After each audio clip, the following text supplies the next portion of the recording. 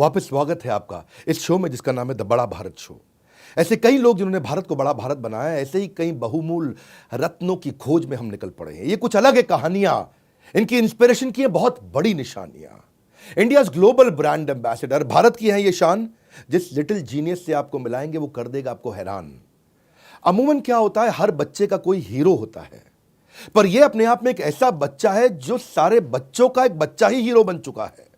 हर बच्चा बड़े बड़े हीरो देखता है, ये खुद ही अपने आप में सभी बच्चों का हीरो है। आइंस्टाइन तो आपने नाम सुना है, आईक्यू में इन्होंने आइंस्टाइन को आईक्यू में दी है सॉलिड टक्कर। हर सब्जेक्ट पे है इनकी जबरदस्त पकड़।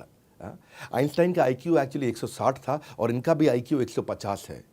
अमूमन एवरेज आईक्यू 80 के आसपास रहता है, इसीलिए इनको विश्व के सबसे बुद्धिमान बच्चों की श्रेणी में रखा गया है। कैसे ये अद्भुत बने और ये आपको कैसे इंस्पायर करेंगे to do more, to be more, to achieve more. स्वागत करते हैं आज कौटिल्य पंडित का, the Google boy of India, in the बड़ा Bharat show.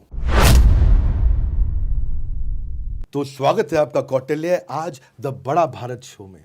So thank you very much sir, and it's my honour कि आज मैं एक ऐसे शो के अंदर हूँ जिसका सोल रीज़न है इंडिया के अंदर जितना भी इम्पॉर्टेंट टैलेंट है उसको बाहर निकालना, and it's really my honour and I'd like to thank you very much sir.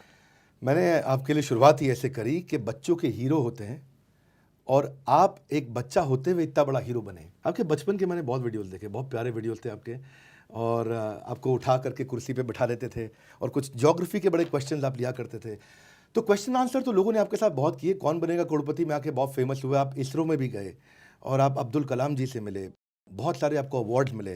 सबसे पहले अब्दुल कलाम जी से शुरू करते हैं, उनके साथ मिलने का एक्सपीरियंस कैसा रहा आपका? सर आप कभी भी किसी भी ऐसी पर्सनालिटी से मिलते हो, जैसे आज मैं आपसे मिल रहा हूँ, तो एक ऐसा एक ऑरा होता है उनका, एक ऐसी एनर्जी होती है जो आपको फील होती है और वहाँ से आपको कुछ ऐसा सीखने को मिलता है, क्योंकि उस व्यक्ति ने, उन व्यक्तित्व ने इतनी सारी प्रॉब्लम्स फेस करी, इतना सारा कुछ अचीव करा, इतना ज़्यादा उनके पास एक्सपीरियंस है कि उनसे जितना नॉलेज मिलता है, उनसे आप जितनी देर इंटरैक्ट करते हो उतना ज़्यादा आपको अच्छा लगता है। तो किसी भी ऐसे व्यक्ति से मिलने में तो अलग ही लेवल का मज़ा होता है। और of course doctor APJ Abdul Kalam sir से मिलके तो बहुत ही अच्छा लगा, और वे वैसे मेरे आइडियल भी हैं, and in every point of time it feels really great. इनको देख के लगता नहीं है कि 13-14 साल के हैं, ऐसा फट आंसर देते हैं, बहुत बढ़िया। एक बात बताओ आप कौटिल्य, ये आप इतने इंटेलिजेंट शुरू से ही थे, मतलब ये कैसे हुआ? ये मेरा क्वेश्चन आता है मन में जब मैं सोच रहा था कि आपसे मिलने वाला हूँ। मैं सोचा कि आदमी इंटेलिजेंट जन्म से होता है कि कर्म से होता है? सर देखिए, सभी जितने भी लोग हैं उन सभी के पास एक इनबॉर्न टैलेंट होता है, क्योंकि everything is due to God's grace. भगवान की मर्जी से सब कुछ होता है, and everybody is God gifted. Everybody is God gifted whether they have their particular fields. बस ये मैटर करता है आप उसको थोड़ी सी नरिशिंग कर लो, थोड़ा सा आप अपने आप को जान जाओ, क्योंकि जब तक आप अपने अंदर की क्वालिटी नहीं पहचानते, जब तक आप उसको थोड़ा ग्रेस नहीं करते, जब तक आप उसमें अपनी थोड़ा सा एक्स्ट्रा एफर्ट नहीं डालते, तब तक वो आपका जो रियल टैलेंट आपका है वो आपको बाहर दिखता नहीं है, और जैसे भी आप करते हैं तो आ जाता है। तो ऐसी सिर्फ मेरी बात नहीं, सभी बहुत ही ज़्यादा इंटेलिजेंट होते हैं, and everybody is special and unique. तो मतलब ये हो गया कि भाई टैलेंट जन्म से तो सबके पास है, पर कर्म के लिए आपको थोड़ा नरिशिंग करो, उसको बिल्ड करो, डेवलप करो। तो क्लास में मैं सोचता हूँ, कई बार यार स्कूल में पढ़ते हो, बच्चे वहाँ क्लास में होते हैं, लड़के लड़कियाँ सब देखते हैं यार ये लड़का तो शुरू से इतना जीनियस है। तो मतलब ऐसा भी हुआ है कभी आप फर्स्ट नहीं आए क्लास में, थोड़ा पीछे आए रैंक में? वैसे सच्चाई बताऊं तो मैं आज तक फर्स्ट नहीं आया। Is it? Yes, and there's no problem with it. Though I've given exams of various other levels, and one thing, मतलब अब तो खैर मैं पढ़ाई पे ध्यान देने लग गया हूँ स्कूल की, और अब तो शायद फर्स्ट में कोई दिक्कत नहीं है।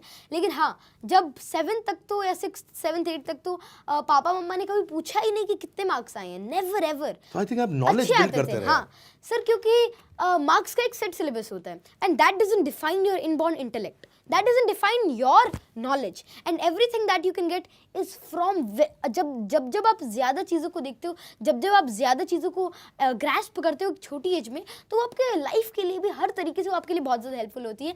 और 6, 7 तक हाँ मार्क्स ठीक ठाक आते थे, बुरे तो कभी भी नहीं आए हैं, लेकिन हाँ फर्स्ट पे कभी ध्यान नहीं दिया और कभी कभी आया हूँ। मेरे को नहीं आपकी बात अच्छी लगी कि स्कूल की पढ़ाई सीमित है और वो सीमित पढ़ाई आपके असीमित टैलेंट को डिफाइन नहीं कर सकती। नहीं सर, जैसे अब तो खैर मैं पढ़ाई के ऊपर, स्कूल की पढ़ाई पर काफ़ी ध्यान देने लग गया हूँ उसके थोड़ा, लेकिन मैंने कभी भी अपने जो अभी भी मैं बाहर की जितनी भी चीज़ें होती हैं उनको कभी भी नहीं छोड़ता, because always I try to learn something more. इतने सीरियस हो आप यार? कोई दोस्त भी है आपके? नहीं है सर, आप पूछोगे तो मैं I am one of the most unserious और hyper, not hyper, I am the most unserious kid and I always try to enjoy everything. अभी मैं आपके साथ बात कर रहा हूँ, मैं भी पहले ऐसे नहीं था, अरे सर क्या होगा, I was not like that. मेरे को था अरे विवेक सर से बात होगी, बहुत ही मजा आएगा, तो सीरियसनेस नहीं एक्साइटमेंट के साथ में था. So it's always excitement, never ever seriousness. मैंने देखा अब तो आप now you become a motivational speaker. Sir motivational speaker हमारे करियर को खतरा तो सर नहीं है? नहीं सर, मोटिवेशनल स्पीकर सर आप कहाँ और सर हम कहाँ, सर आप तो अलग ही हैं सर. एक चीज़ तो कहना चाहूँगा कि मोटिवेशनल स्पीकर तो क्या सर, मेरे को बहुत सारे क्वेश्चंस आते हैं, बहुत सारे मेरे दोस्तों के, बहुत सारे बच्चे हैं, बहुत सारे मेरी उम्र के बच्चे हैं जिनको बहुत सारी प्रॉब्लम्स फेस करने को मिलती है. तो as a kid and You as a started student making YouTube videos around it. नहीं सर, जैसे हाँ मतलब मैंने 5-7 महीने से अपना करा है, क्योंकि बहुत सारे लोगों के कॉल आते थे और एक बार मेरा नंबर वायरल हो गया था, तो उसको ही करने के लिए, क्योंकि आप जिनका भी कॉल आते हैं वो बहुत ही अच्छे होते हैं, आपसे प्यार करते हैं, सभी का आप आंसर भी नहीं दे सकते क्योंकि इट्स नॉट प्रैक्टिकल. तो मैंने सोचा कि क्यों ना जो जनरल सवाल होते हैं उनको मैं अपने चैनल पर डालूँ. And I am started uploading it हर चीज़ के. मेरा चैनल है अभी गूगल बॉय कौटिल्य के नाम से. गूगल बॉय कौटिल्य मिल गया, चैनल मिल गया. सब्सक्राइब करो फटाफट, पहले सब्सक्राइब कर लो वीडियो खत्म होने के बाद. तो कौटिल्य, एक बात बताओ यार, कभी दोस्तों से झगड़ा भी होता है या उनको कभी इनसिक्योरिटी हो जाती है, इसको सब मालूम है, या कभी रियल दोस्ती ना हो के फेक दोस्ती भी होती है? आप 9th में हो 10th में भी? सर 10th में. सर तो मैं ये कहना चाहूँगा कि दोस्त जो होता है that is not defined by something like this. और दोस्ती के अंदर कभी ये चीज़ें आती नहीं है, और ना क्योंकि मेरे दोस्त को मेरे से कम कैसे पता हो सकता है, वो तो मेरा दोस्त है. जितने भी आपके फ्रेंड्स होते हैं वो बहुत अच्छे होते हैं, सभी होते हैं. क्लास के अंदर हर कोई यूनिक होता है, उनको जो पता है वो मेरे को नहीं पता है, क्योंकि उनके पास कुछ ऐसा है जो कि बहुत ही ज़्यादा एडवांस है. एक एरिया मुझे लगता है जिसमें आप बहुत बड़ी इंस्पिरेशन है, और मैं आपको बड़ा भारत शो में इसीलिए इनवाइट करके लाया हूँ. आपको इनवाइट यहाँ पे इसीलिए किया है क्योंकि यहाँ वो पर्सनालिटीज ला रहे हैं जो भारत को रियली इंस्पायर कर रहे हैं. One thing which I want you to tell us something about memory. आपका मेमोरी बहुत स्ट्रांग है. हमने शुरू से देखा कि आपको बचपन से 3-4-5 साल के उठा के न्यूज़ चैनल पर बैठा दिया करते थे. मैं कोई रैपिड फायर नहीं खेल रहा आपके साथ, आप बहुत दुनिया के साथ खेल चुके हैं. मैं ये जानना चाहता हूँ, ये मुद्दा ये है कि ये मेमोरी आपकी मजबूत हुई कैसे, और बच्चों को क्या करना चाहिए अपनी मेमोरी को स्ट्रांग करने के लिए? सर देखिए, मैंने एक चीज़ इसके अंदर हमेशा नोटिस करी है कि शुरू से क्योंकि I got a lot of help from my parents, from my दादाजी, पापा जी एंड एवरीबॉडी टीचर्स. मेरे क्वेश्चंस थे, और क्वेश्चंस सभी के पास होते हैं. हर बच्चे, मैंने देखा है, छोटे छोटे बच्चे होते हैं उनके पास ऐसे ऐसे क्वेश्चंस होते हैं कि अगर आप उनको बताने बैठो तो आपको लगेगा कि अरे इनकी जो इमेजिनेशन और क्यूरियोसिटी है ये बहुत ही ज़्यादा है. मेरे क्वेश्चंस थे और उन्हीं क्वेश्चंस को आंसर किया. एंड और ये मेरा मतलब I was really fortunate enough कि मेरे जो पेरेंट्स थे और जिनसे भी मैं मिला, अगर मैं इमेजिन करी आज किसी से मिलता हूँ तो उनसे मैं कुछ पूछता, वे मेरे को बता देते. तो उससे क्या है कि मेरी अंडरस्टैंडिंग डेवलप हुई, और मेरे को अगर मैं कुछ भी पढ़ता तो मेरे को आसान लगता और मेरे को समझ में आता, और उसके अंदर मेरे को इंटरेस्ट हो जाता तो मैं और पढ़ता. तो ऐसा नहीं था कि मेरे को मैं कुछ इसका ट्रिक यूज़ करता है, पोर्शन. इट वॉज जस्ट मेरे को ईजी लगता, अंडरस्टैंडिंग होती. So what you're saying is कि memory is a function of understanding. Yes sir. जितनी अच्छी अंडरस्टैंडिंग उतनी अच्छी मेमोरी. तो आप कॉन्सेप्ट को समझ जाएं.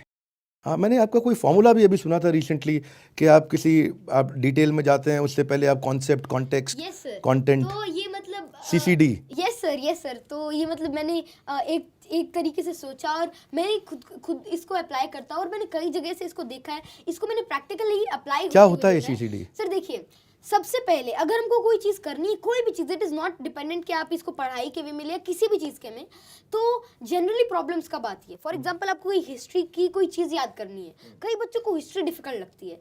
उसका रीज़न क्या है, वो डायरेक्ट डेट्स के अंदर घुसते, डायरेक्ट फैक्ट्स के अंदर घुसते, जिनसे मार्क्स आते हैं, उसके अंदर उनको प्रॉब्लम आएगी. लेकिन आपको क्या करना होगा, आपको पहले उसके बेसिक्स समझने होंगे कि क्या क्या वो चीज़ें हैं. उसके बाद उसके अंदर क्या कॉन्सेप्ट अप्लाई हो रहे, क्या वो आपसे कहना चाहते हैं, क्या उसका रीज़न है. आपको ये तो पता हो कि वो क्या है, उसके बाद उसका रीज़न पता हो, और उसके बाद जो डेप्थ है वो तो आता है, आप कितना भी पढ़ लीजिए उतना ही कम है. तो ये कह रहे हैं कि डेप्थ में जाने से पहले आप कॉन्सेप्ट यानी कि कंटेंट और उसका कॉन्टेक्स्ट, इसको अगर आपने पकड़ लिया तो आपको कहानी मिल जाएगी, किस्सा समझ में आ जाएगा, किरदार निकाल लोगे, किस्सा कहानी किरदार. ये मेरा नया फॉर्मूला निकला है. ओके, सो गुड यार, it is inspiring to meet you. आप इसरो भी गए थे बेंगलुरु, कितने साल के थे? सर शायद अभी दो या 3 साल, कोरोना से 1-2 साल पहले की बात है। तो मैं इसरो गया था, वहाँ पर it was my great honour कि मैं वहाँ के जो इसरो के तब के आइजैक के डायरेक्टर थे doctor M Annadurai, Mylswamy Annadurai sir, जो कि जो आपका चंद्रयान 1 मिशन था उसके अंदर भी वाज द प्रोजेक्ट डायरेक्टर, और इवन जो मिशन मंगल था उसके अंदर वो उसके काफ़ी हेड थे, और मूवी के अंदर भी उनको दिखाया गया जो उनके काम है, ही वाज वेरी एडमायर्ड। आप तब 11 साल के थे? यस सर तब मैं उनसे मिला, उनसे मेरे को बहुत कुछ सीखने को मिला, and that was my big honour. Also वहाँ पर नियर अबाउट 50 यूथ साइंटिस्ट से, एस्ट्रोफिजिक्स वगैरह से, मतलब जो भी वहाँ के साइंटिस्ट थे उनसे मेरा एक इंटरेक्शन हुआ, वहाँ से मेरे को बहुत कुछ जानने को मिला। ये एस्ट्रोफिजिक्स में इंटरेस्ट वहीं से डेवलप हुआ? सर एस्ट्रोफिजिक्स के अंदर इंटरेस्ट मेरे को पहले से था, हाँ, वहाँ से जाकर मुझको बहुत कुछ सीखने को मिला। और जब भी आप किसी चीज़ को थोड़ा और जानते हो तब आपको उस चीज़ से और प्यार होने लग जाता है, और फिर आपको उसमें और मज़ा आने लगता है। बहुत सुंदर, बहुत सुंदर। ये जो डेप्थ की आपने बात करी, एस्ट्रोफिजिक्स, ये जनक भाई थोड़ा बताओ क्या होता है एस्ट्रोफिजिक्स? जो हमारा यूनिवर्स है, जो हमारा स्पेस है, उसके अंदर कई ऐसी चीज़ें हो रही हैं जो कि बहुत ही ज़्यादा अलग हैं, जो कि बहुत ही ज़्यादा अनकन्वेंशनल हैं, और उन सभी चीज़ों को डिफाइन करना, उनको समझना, क्योंकि जो भी कुछ हो रहा है यूनिवर्स में उसके पीछे एक रीज़न है। वो क्या रीज़न है ये पता करना ही एस्ट्रोफिजिक्स है, by using all of the great tools of यार टुडे। चेहरा देखो उस बच्चे का, ऐसी क्यूरियोसिटी है, कुछ हो रहा है, कुछ अनकन्वेंशनल है, कुछ हो रहा है, इतना भयंकर। ये क्यूरियोसिटी साइंस है। ये चाहता हूं मैं बड़ा भारत शो में आप पकड़िए।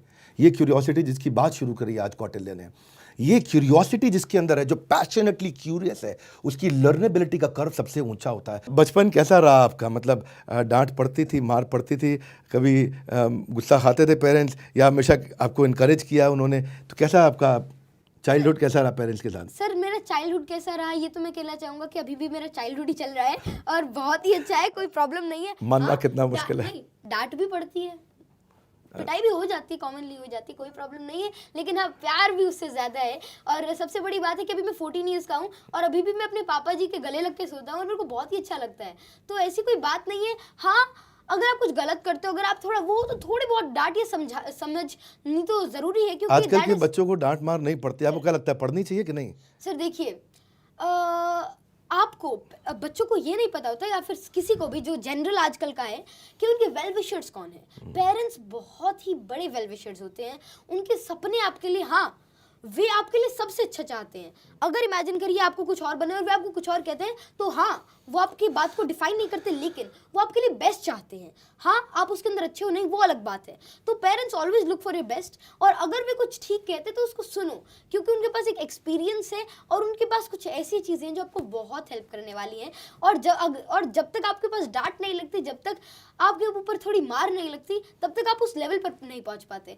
क्योंकि अगर किसी पत्थर को मूर्ति बनने के लिए बहुत ज़्यादा घिसाई की ज़रूरत होती है, बहुत ज़्यादा मार की ज़रूरत होती है, और वही पेरेंट्स करते हैं, और वही कोई भी टीचर, आप जैसी कोई भी इतने अच्छे व्यक्ति जो सभी को इंस्पायर करते हैं, कोई इंस्पिरेशनल पर्सन, कोई टीचर यही काम करते हैं। वे आपके ऊपर थोड़ी थोड़ी आपको कार्व करते हैं, उसमें भले आपको चोट आ सकती है, भले आपको दिक्कत होगी उसको अप्लाई करने में, लेकिन एंड में जाके वो आपके लिए हमेशा बहुत ही अच्छा रहेगा। इतने संस्कार हैं आप में, इतने संस्कार हैं, कहाँ से इतने संस्कार आ गए भाई? ये तो अनबिलीवेबल। एक बात पूछना चाहता हूँ आपसे। जी सर। संस्कार इतने हैं, पढ़ाई में भी अच्छे हो, नंबर भी अच्छे आ रहे हैं, कभी चीटिंग करी है आपने?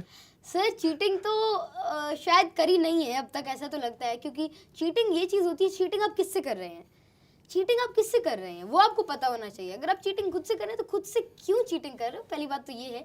हाँ, ऑनलाइन क्लासेस के अंदर कभी ऐसा हुआ है कि ऑनलाइन क्लास 1-2 अटेंड नहीं करी, और पेपर, मतलब ऑनलाइन क्लासेस के दौरान तो बहुत आते थे मैसेजेस, आते थे कि कुछ सीखो, कि मैसेजेस आते थे कि कुछ बताओ, आते थे। तो हाँ, कब 1-2 बार, ज़्यादा वैसे नहीं करी।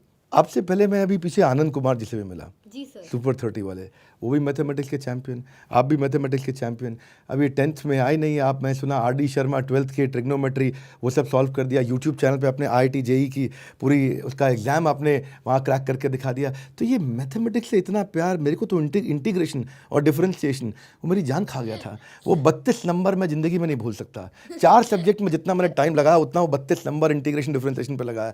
ये मैथमेटिक्स से इतना प्यार कैसे हो गया? सर देखिए, वैसे मैं आनंद सर से मिला हूँ, मैंने उनसे बहुत कुछ जाना है। और अगर आप जो RD शर्मा की बात करें, तो जब मैं 2nd क्लास के अंदर था, तब मैंने 10th क्लास की ट्रिग्नोमेट्री और प्रोबेबिलिटी 2 रातों के अंदर फिनिश कर दी थी। तो एक सर थे मैथमेटिक्स गुरु डॉक्टर RK श्रीवास्तव सर, सो उनकी गाइडेंस के अंदर मैंने वो करा था।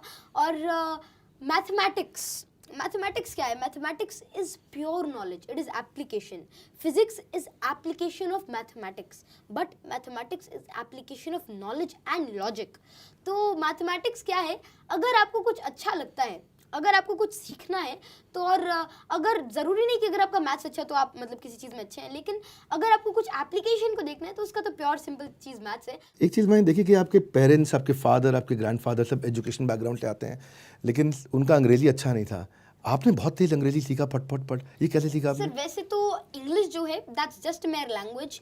हाइप मत किसी को, मतलब इंडिया के अंदर एक हाइप है, एक जनरल वे के अंदर भी एक हाइप हो जाती है. आप हिंदी के अंदर इतना अच्छा बोलते हैं, आप कितने अच्छे हैं, तो आपका जो कंटेंट होता है, आपका जो बातें होती है, वही मैटर करता है पहले तो यही.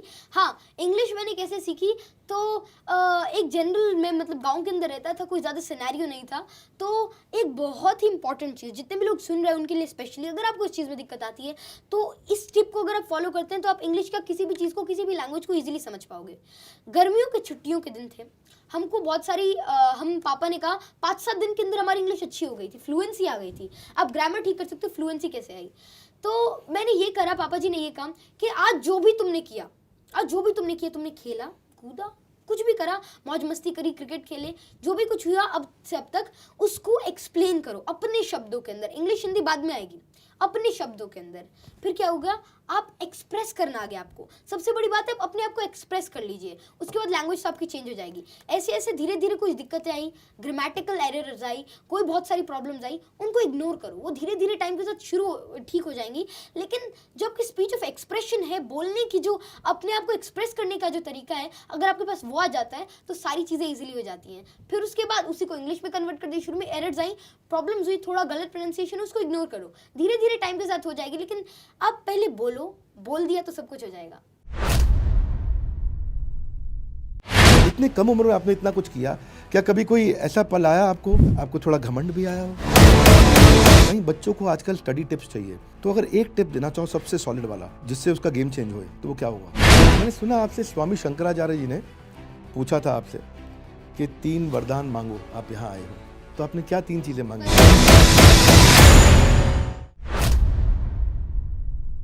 मैंने सुना है आपको हनुमान चालीसा, भगवत गीता, और आप एक स्वामी शंकराचार्य के पास भी गए, वहाँ भी आप गाइडेंस ट्रेनिंग लेकर के आए. तो आपको क्या लगता है ये वैदिक ज्ञान और हमारी मॉडर्न साइंस और हमारी वैदिक साइंस, इनके बीच में कोई सामंजस्य है क्या?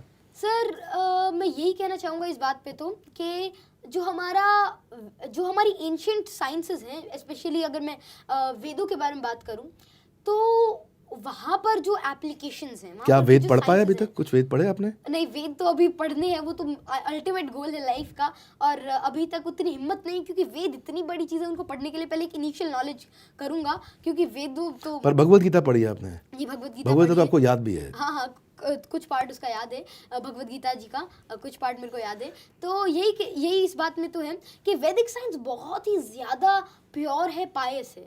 उसको समझने के लिए हमको एक लेवल पर जाना होगा, और अगर हम करते हैं तो Vedic is very very very hitech sciences. अगर आप कहीं पर देखिए तो हमारी एंशियंट साइंस के अंदर, हनुमान चालीसा के अंदर भी सन तक का डिस्टेंस गिवन है कि जुग सहस्त्र जोजन पर भानु, लीलियो ताहि मधुर फल जानु. तो जुग सहस्त्र जोजन, तो इस वे के अंदर हमारा नियर अबाउट जो हमारी सन का कैलकुलेशन है वो किया गया है. ऐसी बहुत सारी चीज़ें हैं. एक तीर से 10-10 तीरें निकलती है, एक मिसाइल से 10-10 मिसाइल निकलती है.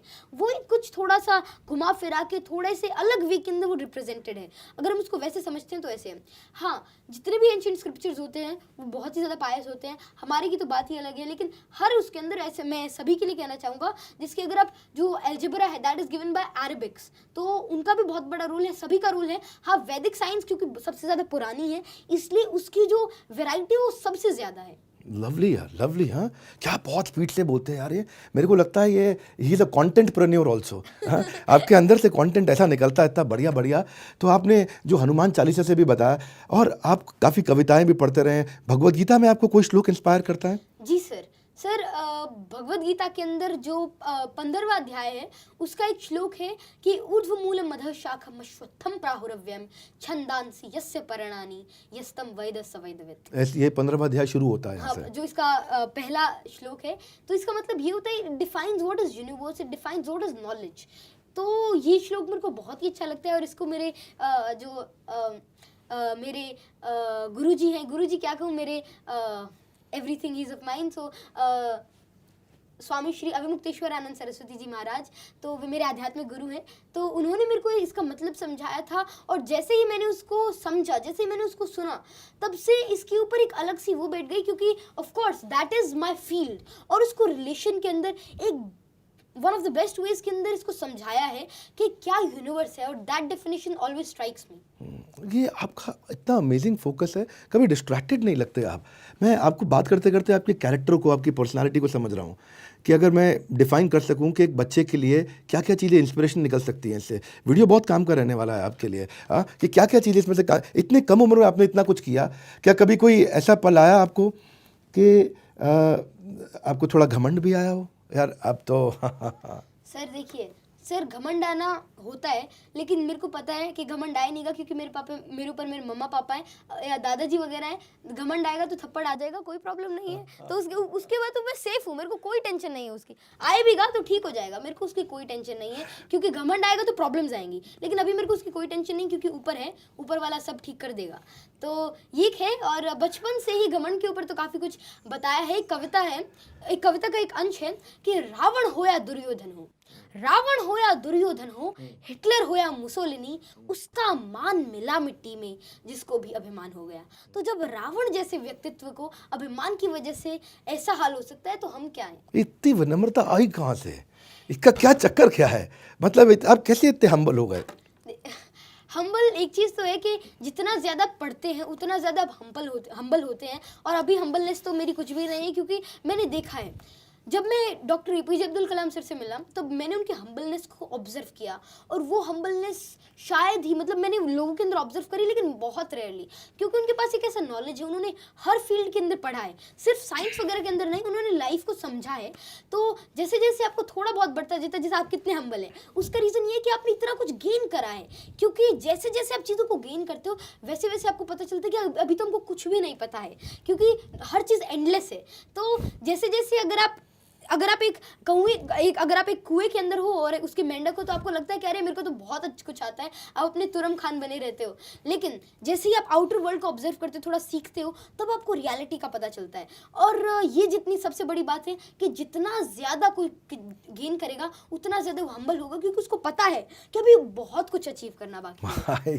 माय गॉड, ये कहाँ से आ गया यार? ये हमारे सेशन में अनइमेजिनेबल। एक मिडिल क्लास जो लोग होते हैं, आप तो इस सब माता पिता को टेंशन में डाल दोगे यार।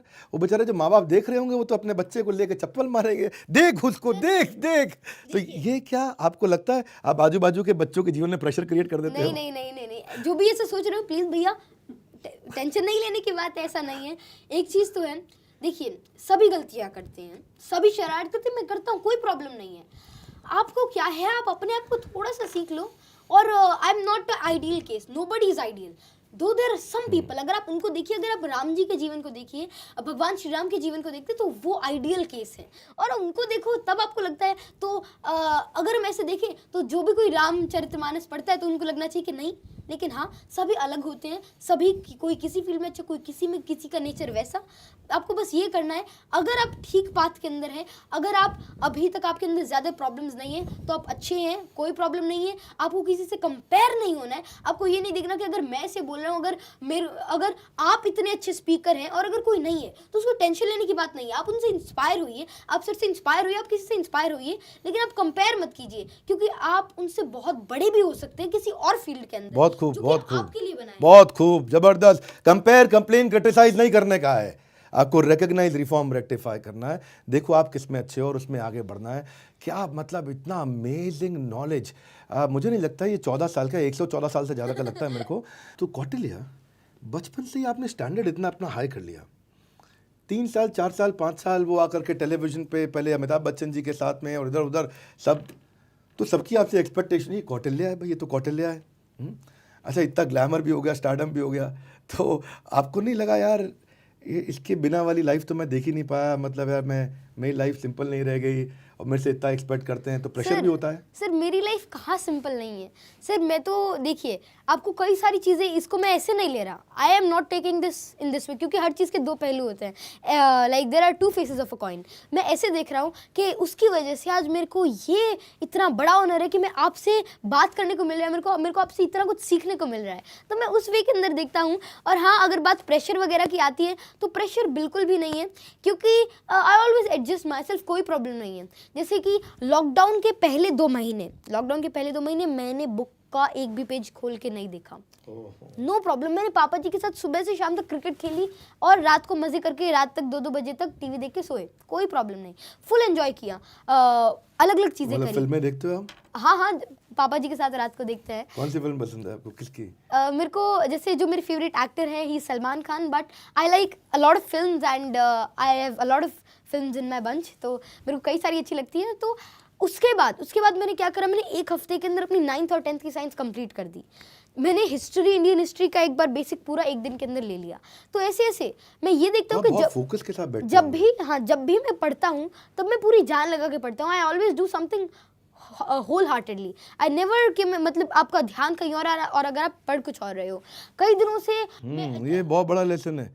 जब खेल रहे हैं तो जान लगा के खेलो, और जब पढ़ रहे हैं तो पूरी जान लगा करके पढ़ो। शायद पूरे लॉकडाउन में मेरी कोई अच्छी सीटिंग नहीं थी, मैं ज़्यादा देर पढ़ता नहीं था, और अभी भी कुछ दिन पहले तक मैं इतना ज़्यादा नहीं पढ़ता था। लेकिन अभी मेरे को कुछ अब लगता है कि अब मैं कुछ और ज़्यादा अच्छा करूँ, तो मैं पिछले 2 दिन से 5:30 बजे तक पढ़ता हूँ, शाम को, सुबह तक। हाँ, सारी रात। हाँ, तो क्योंकि मज़ा आ गया, जस्ट द रीज़न। और ज़रूरी नहीं है कि ये आप करो, क्योंकि आपका वर्क क्लॉक, आपका हर चीज़ डिफरेंट होगा।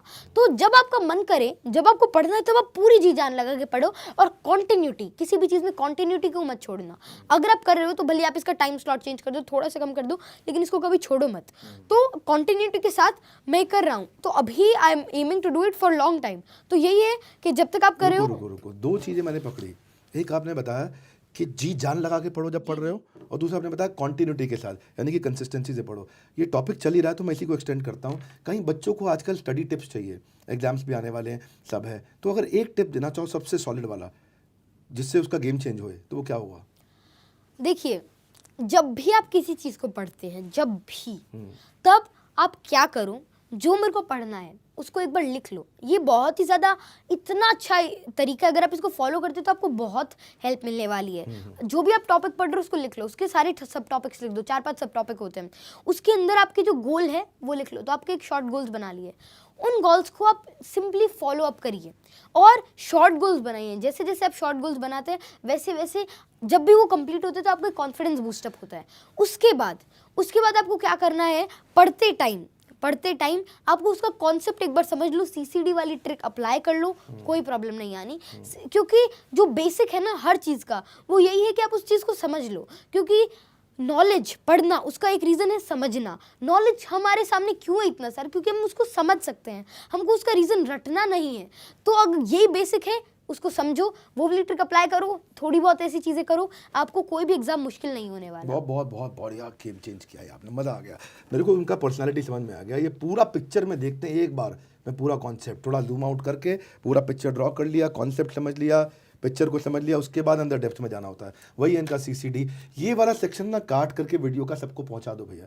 ये बड़ी काम की चीज़ बता गई कौटिल्य, जिसने इसको आज दुनिया का सबसे इंटेलिजेंट बच्चा बनाया, इसने इनका IQ आज आइंस्टाइन के बराबर लाया। वो वाली ट्रिक मिल गई आपको, वेरी वैल्यूएबल। अच्छा लगा। सी आप एक ब्रिलियंस के, एक एजुकेशन और स्पोर्ट्स के, खेलने के, मस्ती करने के एक बड़ा अच्छा बैलेंस्ड एग्जाम्पल है।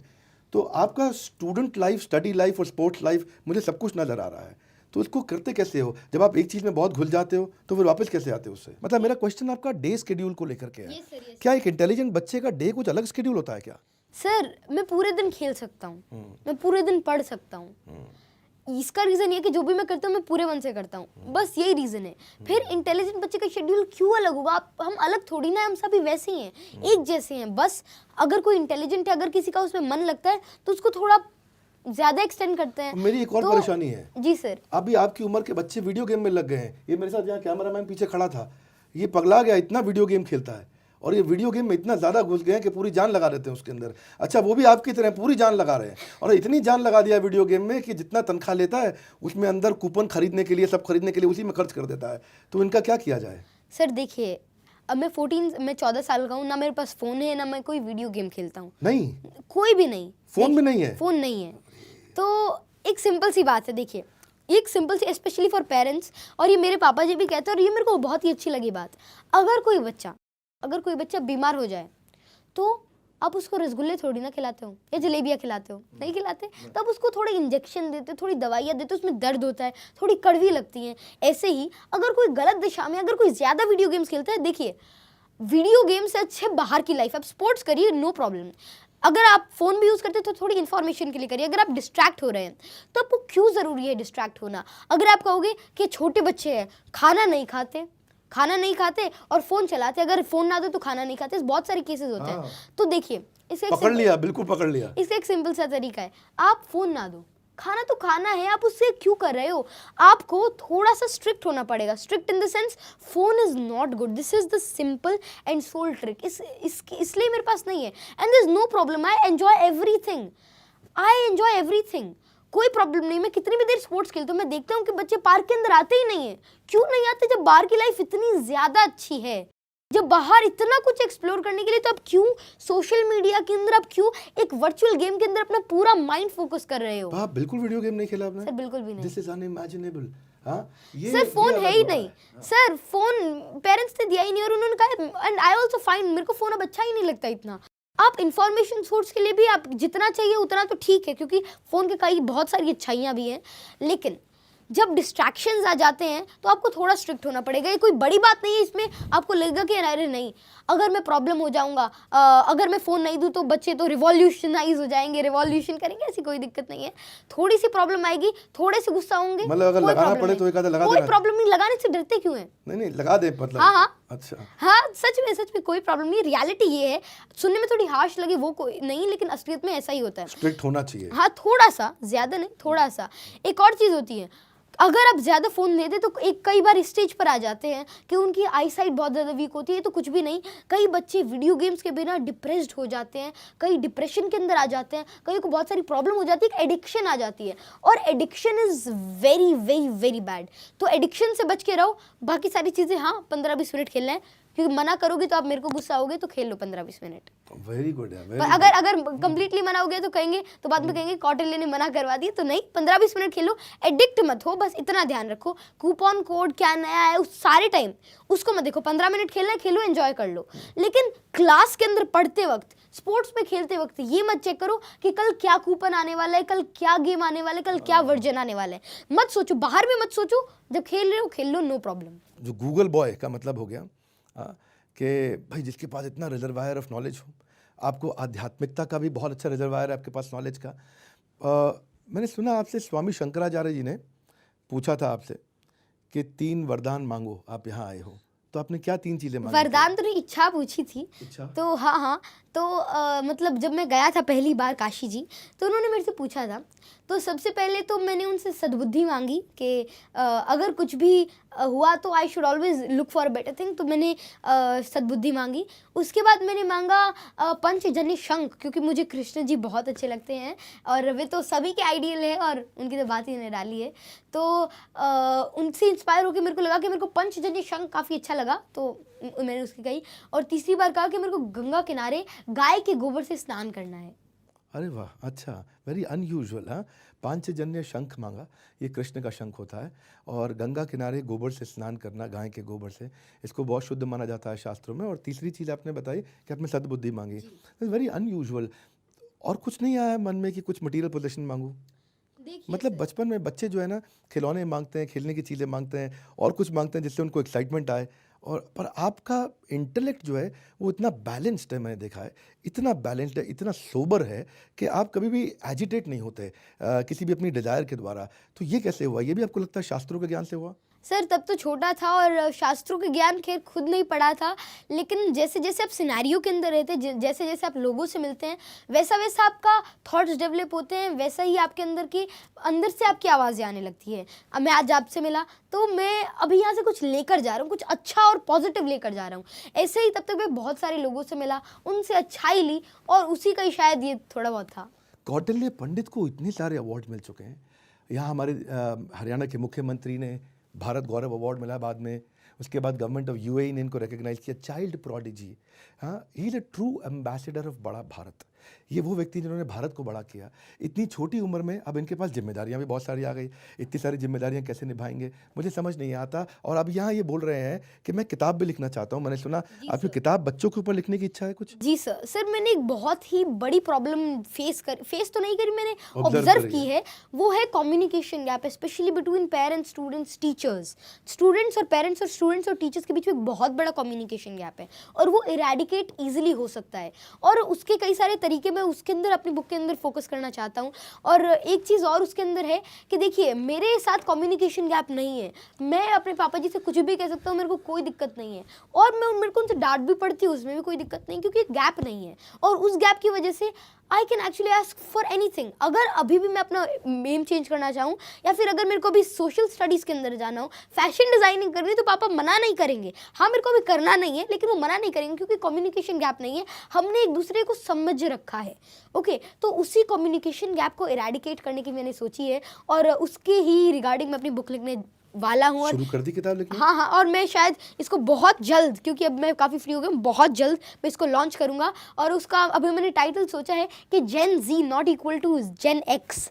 और इसके अंदर जो आजकल की प्रॉब्लम्स होती है उनको मैंने एड्रेस करने की कोशिश करी है और ये कैसे इरेडिकेट हो सकती है कम्युनिकेशन गैप, ताकि जितनी सारी जो 99% इश्यूज आते हैं, भले ही वो करियर अपॉर्चुनिटीज़ के लिए हों, भले ही वो किसी नॉर्मल चीज़ के हों, वो ना आए। मैं देख रहा हूँ कि जब आप 5-6 साल के थे, 4 साल के थे, 3 साल के थे, तब तो आप टेलीविज़न पे बहुत आए, पर कई सालों से आप थोड़ा हिडन हो गए, शायद वापस कहीं पढ़ाई में चले गए। अब आप किताब लिखने की बात भी कर रहे हैं, आपने अपने टेस्ट को भी अपने और अपनी एस्पिरेशन को भी आपने इवॉल्व किया, सब्जेक्ट चेंज किए। कहाँ बिजी थे आप इतने समय तक? सर देखिए, जो मेरा गोल है वो काफ़ी बड़ा है। जैसे मैं शुरू में बहुत सारे टीवी चैनल्स पे गया, बहुत सारे लोगों से मिला, तो वहाँ से मेरे को बहुत कुछ सीखने को मिला। अब उस नॉलेज जो आपको मिला उसको अप्लाई भी तो करना है। आप सारे टाइम तो टीवी चैनल्स पर नहीं आ सकते, तो मैंने ये करा, मैंने अपनी क्वालिटी इंक्रीज़ करी, क्योंकि अब मेरा गोल बड़ा है। बचपन में मैंने बहुत सारी इन्फॉर्मेशन कलेक्ट करी वगैरह, लेकिन अब मैं उस नॉलेज को एप्लीकेशन के अंदर लाना चाहता हूँ। और जो क्यूरियोसिटीज़ है, क्वेश्चंस है, मैं अपने क्वेश्चंस को आंसर करना चाहता हूँ जो मेरे अंदर है, जो वर्ल्ड चाहता है, दैट एवरीबॉडी वांट्स। इस छोटे से बालक का इतना बड़ा सामर्थ्य देख करके मैं बस यही 2 लाइन बोलना चाहता हूँ, मानव जब जोर लगाता है पत्थर भी पानी बन जाता है। रामधारी सिंह दिनकर की ये बड़ी प्यारी कविता है जो कौटिल्य ने भी अपने YouTube चैनल पर डाली है। देश की नई पीढ़ी आपको अपना आइडियल मानती है और ये अपने आप में कोई अजूबे से कम नहीं है, एक बड़ा बेंचमार्क आपने एस्टैब्लिश कर दिया and we are very proud of you Kautilya, we are very very proud of you. In fact our entire country is proud of you कि आज आप हमारे चैनल पे आए। जाने से पहले एक टिप जो सारे इस बच्चों को आप देना चाहते हैं, जो लगता है यार ये जरूर फॉलो करना, आप भी कौटिल्य या कौटिल्य से आगे भी निकल सकते हैं। सर ऑफ कोर्स, मैं तो हमेशा कहता हूँ कि देखिए जो मेरे से छोटे हैं उनको तो मेरे से ज़रूर आगे निकलना चाहिए, क्योंकि अगर वे मेरे से आगे नहीं निकलेंगे तो कैसे चलेगा। और क्या टिप देंगे आप? और हमेशा आगे निकलना ही चाहिए, क्योंकि जो छोटे हैं वे तो बेटर होंगे और अगर होंगे तो और ज़्यादा खुशी होती है। और टिप यही है, टिप तो क्या, एक सिंपल सी बात है, आप अपने आप को ऑब्जर्व करिए, आप जानिए कि आप क्या हैं, आपकी पावर क्या है, उस पावर को सोचिए, जानिए और फिर उसको थोड़ा सा एफर्ट्स डाल के एप्लीकेशन करिए। अगर आप ऐसे करते हैं तो आप कुछ भी अचीव कर सकते हैं। बहुत सुंदर, लवली, फैंटास्टिक। यही है हमारा बड़ा भारत शो, जहां पे हम भारत के ग्लोबल एम्बेसडर्स जो भारत को आज ग्लोबल पेडेस्ट्रियल पे पहुंचाने का दम रखते हैं, उन्हीं में से आज आपको हमने मिलवाया कौटिल्य पंडित से। नीचे कमेंट बॉक्स में मुझे बताइए कि कैसा रहा, आपकी लर्निंग क्या रही कौटिल्य के साथ में, क्या आपको सीखने को मिला, कमेंट बॉक्स में बताइए। दूसरी चीज, कमेंट बॉक्स में मैं जानना चाहता हूं आप किससे मिलना चाहते हैं द बड़ा भारत शो में, कौन है आपकी इंस्पिरेशन जिससे आप मिलना चाहते हैं और जो दूसरों को एनर्जाइज कर सकता है और क्लैरिटी दे सकता है। तीसरा, इस वीडियो को जरूर शेयर करिएगा। चौथा, बोर्ड लाइन नंबर पर फोन करिए अगर आप भी इस फोकस को बिल्ड करना चाहते हैं, अपने बिजनेस को, अपने स्टार्टअप को, एंटरप्रेन्योरशिप के अपने ड्रीम को नेक्स्ट लेवल पे जाना चाहते हैं, आप हमारे साथ में IBC बन के या हमारे कोर्सेज को ज्वाइन करके अपने बिजनेस को नेक्स्ट लेवल पे लेके जा सकते हैं। हमारे साथ जुड़े रहने के लिए, वर्ल्ड के नंबर 1 एंटरप्रेन्योरियल यूट्यूब चैनल पे आने के लिए आप सबका हृदय की गहराई से प्रेम पूर्वक बहुत बहुत धन्यवाद। कौटिल्य, आपका विशेष धन्यवाद। Thank you very much sir. गरीबों का आपने एक ऐसा फ्रिज बना करके तैयार कर दिया, कोई 2-4-5 हज़ार रुपए में हर घर के अंदर फ्रिज लग सकता है। आपका वो पैडमैन मूवी में भी हमने देखा कि वो अक्षय कुमार को अवार्ड मिलना था, तो अवार्ड वो आपको मिल गया। और इनोवेशन करना ये आपकी आदत सी बन गई है। और मैंने नई चीज़ सुनी है, मैंने सुना है कि अब आप मकान भी कुछ प्लान कर रहे हैं कि मैं बिना AC के मकान बना दूं, और ऐसा कुछ प्लान कर रहे हैं। वो क्या प्लान है आपका?